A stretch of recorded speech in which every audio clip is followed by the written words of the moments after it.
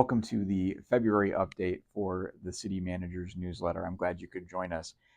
We are through our Connecting Communities to Water, Ports, and Parks public engagements for this first quarter of 2025.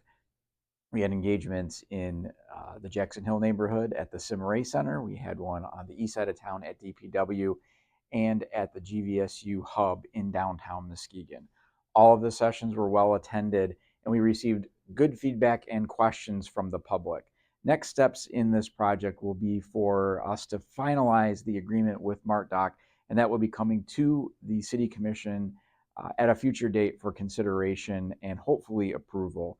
We are really excited about the positive feedback we've been getting from residents. There has been some concern about the campground at Fisherman's Landing, which is to be expected as this will be a loss, but the conversations that we've been having with our community have been very productive.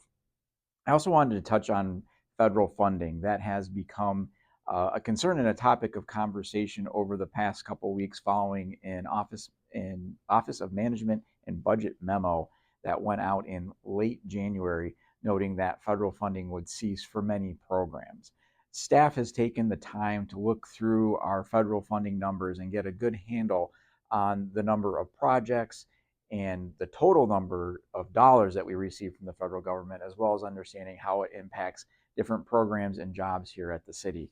I talk about that a little bit more in my write-up, but I would be happy to sit down with any of the commissioners and talk through what our impact is on federal funding. It does fluctuate from year to year, but we do have some areas where it's pretty consistent from a programmatic standpoint.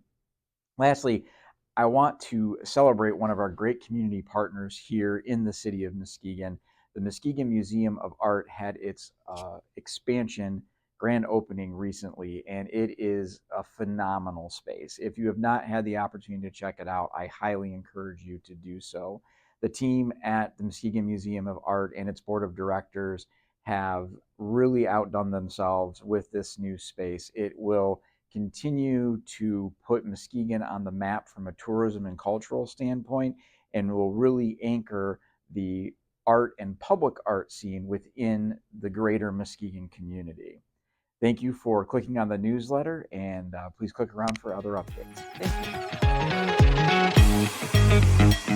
Thank you.